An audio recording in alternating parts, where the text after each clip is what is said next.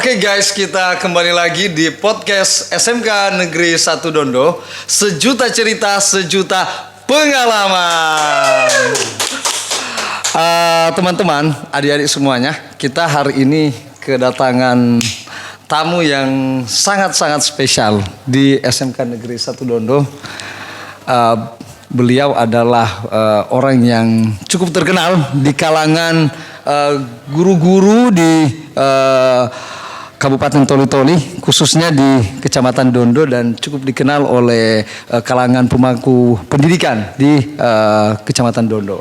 Kita akan kenalan dengan bintang tamu kita pada hari ini dengan Pak siapa? Asal sekolahnya sekarang tugas di mana, kita coba tanya bintang tamu kita saat ini. Oke, siap. Makasih banyak ini sudah ada di podcast SMK 1 Dondo. Ya, luar biasa keren semuanya. Ya, baiklah, untuk perkenalan, saya adalah seorang tenaga pendidik, nama saya Ansar. Jadi saat ini alhamdulillah dipercayakan sebagai guru yang bisa berbagi praktik baik kepada teman-teman sejawat seperti itu. Ya. Panggilannya Pak? Kalau yang panggilan akrabnya ya. Kalau yang mungkin yang familiar dengan saya itu biasa panggil saya dengan sebutan Once, Pak Once. Tapi kalau yang mungkin belum, bisa panggil nama asli saja Ansar. Ansar. Siap, ya. siap. Kalau saya lebih kenalnya memang Pak Ansar ya. Jadi guys, ini Pak Ansar ini memang teman sama-sama seangkatan dengan saya dalam program pendidikan guru garis depan yang kita sama-sama ditempatkan di tahun 2017 ya Pak Ansar ya. Kita direkrut pemerintah itu tahun 2016, tapi SK-nya 2017 dan kita sama-sama di program di Kementerian Pendidikan pada saat itu. Ya Pak Ansar, memang kita senang juga karena hari ini bisa gabung dengan kita. Kita ingin coba sharing-sharing sekaligus juga mau tanya-tanya tentang bagaimana SMK Negeri 1 Dondo yang menurut Pak Ansar dengar-dengar seperti apa, dan juga kita akan coba bahas juga tentang kurikulum merdeka yang sudah kurang lebih berapa tahun sudah diterapkan, dan memang SMK Negeri 1 Dondo tahun ini rencana mau pakai juga untuk kurikulum merdekanya. Jadi sebelumnya kita tanya dulu, menurut Pak Ansar kira-kira, kan Pak Ansar kan tinggal di mana Pak? Di Malala, di Kecamatan Dondo juga, tapi Desa Malala. Di Desa Malala, iya. Agak jauh ya, enggak juga dulu jauh, tapi di ujungnya Dondo ya, Kecamatan Dondo. Ya. Kalau dari Ogo Gasang kita harus melewati dulu Tanjung-Tanjung baru bisa sampai ke tempatnya Pak Ansar ya. Nah, ini Pak Ansar kalau dengar SMK 1 Dondo apa? Dua kata lah, dua atau tiga kata ya. Pak Ansar coba SMK 1 Dondo dari Pak Ansar ini apa? Kalau tiga kata yang saya bisa sampaikan, yang pertama inovatif. Inovatif ya. Yang berikutnya excellent. Terima kasih Pak. Yang berikutnya cendekia. Terima kasih ya Pak Ansar ya. Memang di Kecamatan Dondo guys, memang ini salah satunya sekolah SLTA yang berbasis vokasi itu cuma ada SMK 1 Dondo ya yang berbasis vokasi atau vocational school yang memang mempersiapkan tenaga terampil menengah untuk siap kerja ataupun dia bisa siap berwirausaha ataupun juga dia bisa lanjut untuk kuliah juga ke perguruan tinggi. Terima kasih ya Pak Ansar untuk pandangan SMK Negeri 1 Dondo. Nah, sekarang Pak Ansar, kan ini Pak Ansar ini saya dengar Pak, dan bukan cuma dengar ya, saya lihat juga memang di postingan-postingan, karena saya kan teman di sosmed juga kan berteman dengan Pak Ansar. Sering saya lihat kan Pak Ansar, wah aktif sekali juga memang sampai jadi narasumber di di tingkat nasional ya. Baru pelatihan. Saya ingin juga tanya-tanya dulu ya, Pak Ansar guru penggerak ya Pak ya? Belum. Belum. Baru calon guru penggerak. Calon guru penggerak. Tapi sekarang pegang sekolah penggerak. Saya sekarang pegang sekolah sasaran organisasi penggerak, organisasinya yang saya pegang. Oh iya. Tapi kok bisa saya lihat kan sering ini Pak Ansar yang kalau agen itu apa bedanya? Kalau agen IKM dengan itu? Iya, kalau agen IKM ini adalah rekrutan baru yang dilakukan oleh BPMP Sulawesi Tengah. Ini adalah proses untuk percepatan progres penerapan PMM. Oh, yang platform Merdeka Mengajar, Merdeka betul. Belajar. Dan juga karena ini berdampak langsung terhadap pelaksanaan IKM di sekolah-sekolah mulai dari PAUD hingga ke jenjang SMA dan SMK. Jadi sebenarnya untuk BPMP ini punya tujuan mulia dengan dibentuknya agen IKM, dan agen IKM ini sepertinya baru di Sulawesi Tengah yang ada. Oh, Karena ini iya, merupakan iya, iya. program khusus yang dicanangkan oleh BPMP Sulawesi Tengah. Oh, BPMP khusus Iya, Sulawesi khusus Tengah. Tengah. Iya, iya, Jadi mereka membentuk yang namanya agen. Jadi ini adalah salah satu terobosan bagaimana percepatan untuk pelaksanaan dan implementasi serta penerapan IKM itu bisa berjalan maksimal, meskipun kita saat ini namanya baru belajar, tetapi proses percepatannya itu harus dilakukan dengan membentuk agen. Bikin Jadi agen ya. ini yang sudah dibentuk ke 13 kabupaten kota yang ada di Sulawesi Tengah, sehingga pelaksanaannya bisa merata di Sulawesi Tengah seperti itu. Pak, kalau agen ini satu kecamatan berapa, atau dia per kecamatan atau per desa, atau satu kecamatan berapa agen, berapa orangnya? Kalau berapa untuk rasionya tidak ada rasio. Oh, tidak ada berapa, rasionya ya, ya? cuman Setiap kecamatan memang ada. untuk saat ini sudah terpenuhi. Untuk Kabupaten Toli-Toli sudah terpenuhi 10 kecamatan. Sekarang yang untuk 2 kecamatan Lampasiu dan Dako Pemean sekarang sementara pelatihan. Hari ini masih sementara pelatihan selama 4 hari mereka di Palu di BPMP. Jadi untuk Toli-Toli terpenuhi 10 kecamatan, semua ada agennya. Oh iya, iya. Nah, berarti teman-teman memang di setiap kecamatan hampir semua itu kalau di Kabupaten Toli-Toli sudah ada untuk agennya. Jadi memang yang lebih bisa mempercepat untuk implementasi kurikulum Merdeka ini. Nah, Pak Ansar, ini IKM ini kok bukan apakah tidak terburu-buru? Kenapa bisa sampai ada ini kurikulum Merdeka begitu ya? Kan ini kan apakah karena ada menteri baru jadi ada kurikulum baru atau bagaimana? Maksudnya kok bisa tiba-tiba ini baru berapa tahun Mas Menteri menjabat tiba-tiba langsung ada kurikulum Merdeka?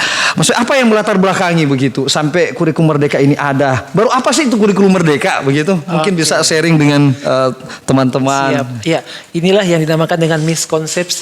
Ya, karena pemahaman kita sering tertekan pada ketika ganti kurikulum berarti ganti juga ganti menteri, ganti kurikulum. Tidak. Jadi sebenarnya pada prinsipnya untuk kurikulum Merdeka ini adalah penyempurnaan dari kurikulum 2013 yang sebelumnya. Jadi untuk kurikulum 2013 ini disempurnakan karena mengingat berbagai macam temuan-temuan masalah-masalah yang dihadapi pada sebelumnya ini, maka disempurnakan pada kurikulum Merdeka. Jadi tidak ada perubahan kurikulum, yang ada hanya penyempurnaan kurikulum saat ini. Kemudian untuk pelaksanaan kurikulum Merdeka sendiri ini juga mengacu pada karakteristik sekolah. Jadi sekarang sudah diberikan keleluasan kepada sekolah untuk menentukan bagaimana untuk penyusunan kurikulumnya, membuat TP-ATP dan berbagai macam perangkatnya, modulnya yang berdasar pada visi misi sekolah yang ditentukan oleh sekolah itu sendiri. Jadi sekarang tidak lagi terpusat, tetapi disesuaikan dengan kondisi karakteristik sekolahnya masing-masing. Ya, kalau misalnya dia di pesisir, bagaimana memanfaatkan semua sumber daya alam yang ada di pesisir itu. Jadi tidak harus sama begitu, Pak. Maksudnya enggak, walaupun dia sama-sama SMK, ya, dia harus mirip begitu, tapi bisa juga berbeda antara SMK A dengan SMK B.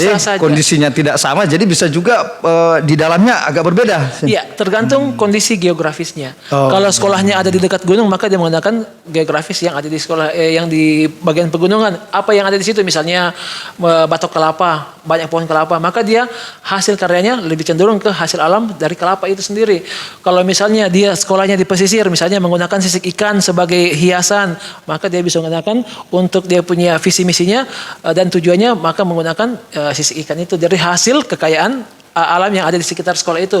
Makanya dikatakan untuk kurikulum Merdeka ini memang terfokus pada letak geografisnya. Jadi untuk penyusunan KOSP-nya sendiri, tinggal bagaimana sekolah menyusun bersama pemangku pendidikan, termasuk kepala sekolah, guru, komite, orang tua siswa, dan pengawas sekolah. Itu bersama-sama supaya nanti pada saat implementasi ini betul-betul sejalan dengan kondisi sekolah itu sendiri. Oh, baik. Jadi memang latar belakangnya penyempurnaan dari kurikulum lama ya. Tapi kalau yang membedakan antara kurikulum yang kemarin yang 2013 itu, kurikulum 13 revisi dan kurikulum Merdeka, yang membedakan yang sangat spesifik itu apa kira-kira, Pak? Oke, kenapa harus dinamakan dengan kurikulum Merdeka? Ya, kurikulum Merdeka ini bukan berarti memerdekakan dalam artian tanda kutip yang memberikan keleluasaan bebas maunya apa saja, tetapi ini memerdekakan dalam artian bagaimana guru dan siswa itu bisa berkolaborasi dalam pembelajaran. Itu yang pertama. Yang kedua, bagaimana supaya karakteristik anak ini bisa diukur. Nah, ada namanya penilaian formatif di awal itu, sehingga pada saat penilaian itu bisa kita mengukur sebagai seorang guru, oh ternyata batas kemampuan anak hanya sampai di sini. Maka tingkat perkembangannya tidak boleh disamakan dengan perkembangan siswa yang kecerdasannya luar biasa, tidak bisa. Jadi disesuaikan dengan kondisi siswa. Itu. Selanjutnya kalau untuk bagaimana yang dikatakan merdeka, jadi di sini siswa tidak lagi ditekankan misalnya untuk memberikan satu proyek.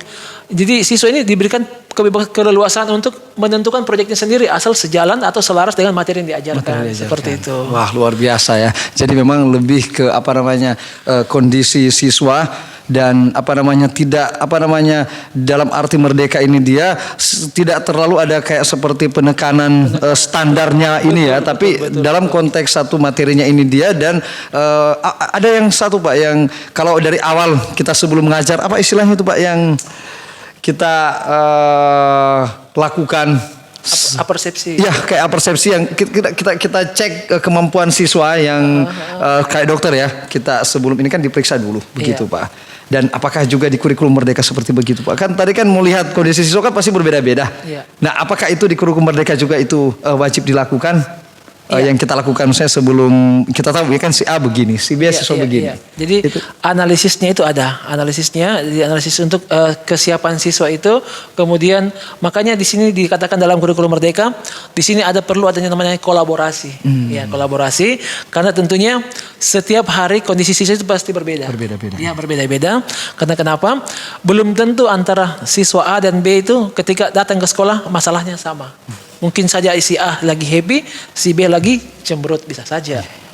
Jadi sehingga perlu ada kolaborasi mungkin antar guru mapel dengan guru BK.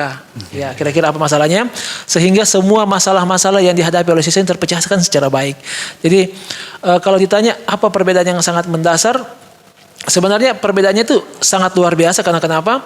Keleluasaan guru dalam mengajar itu diberikan kewenangan sebaik-baiknya dalam proses pelaksanaan pembelajaran. Kemudian siswa juga diberikan keleluasaan sebaik-baiknya dan seluas-luasnya untuk mengekspresikan diri sesuai bakat dan minatnya. Wah, keren ya. Jadi adik-adik di rumah ya, dimanapun kalian nonton ini, jadi ke depan kalian yang calon siswa baru nanti yang kelas 10 nanti kan yang pakai kurikulum ini, nggak usah ragu, nggak usah khawatir karena kurikulumnya ini sepertinya dirancang untuk memerdekakan Anda juga ya. Betul. Bukan cuma kita yang dimerdekakan ya sebagai guru, tetap Anda juga nanti merdeka. Dan pasti menarik sekali ya Pak ya, keren dan sangat menarik pakai kurikulum ini. Dan Anda pasti tidak menyesal nanti kalau mau pakai nanti kurikulum ini. Oh iya, saya tambahkan juga terlebih kalau adik-adik calon peserta didik baru, apalagi SMK ini, kalau untuk masalah proyek jangan ditanya lagi, pasti banyak.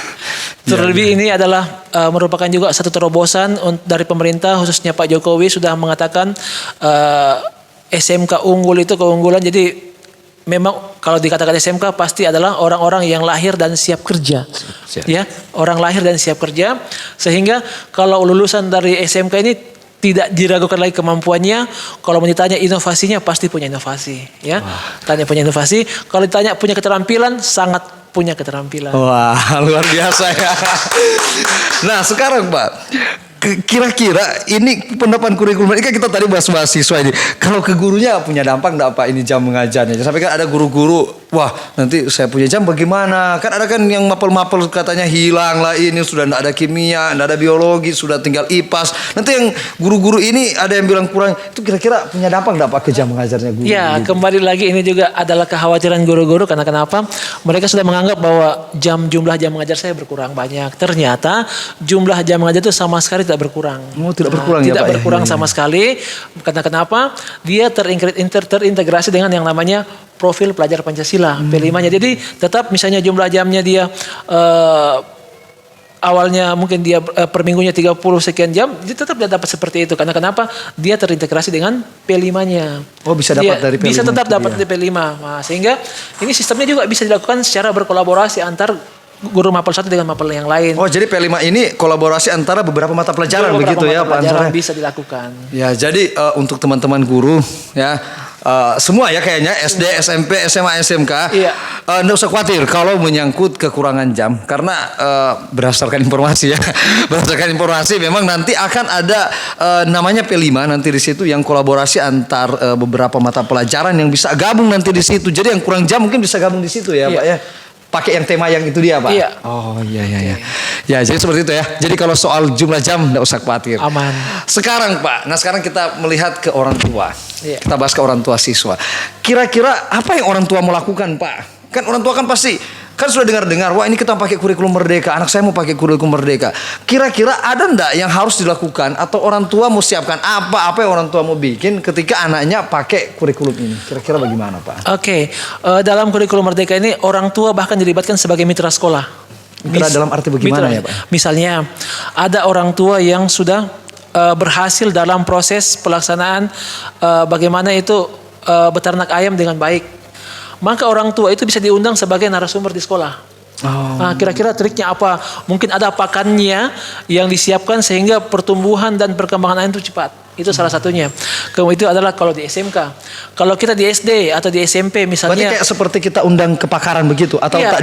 kalau di kampus kan dosen tamu. Jadi kayak ada guru tamu begitu, Pak. Iya. Kita hadirkan dari perusahaan atau dari praktisi peternakan atau pengusaha peternakan. Betul. Kita datangkan jadi guru tamu. Bisa jadi guru tamu. Jadi Luar biasa kan? lebih anu juga ya. Jadi orang tua itu bisa hadir sebagai mitra sekolah dan mitra belajar. Jadi anak-anak itu tidak semata-mata mencari informasi itu hanya dari perpustakaan, hanya dari guru atau dari media, bisa juga langsung dari orang-orang yang sudah berpengalaman dan punya keberhasilan sebelumnya. Jadi kalau dia sudah, misalnya kalau dia pengusaha, kira-kira apa yang trik-trik yang dilakukan sampai usahanya lancar, kemudian usahanya berkembang pesat, kemudian maju dan berhasil, maka bisa diambil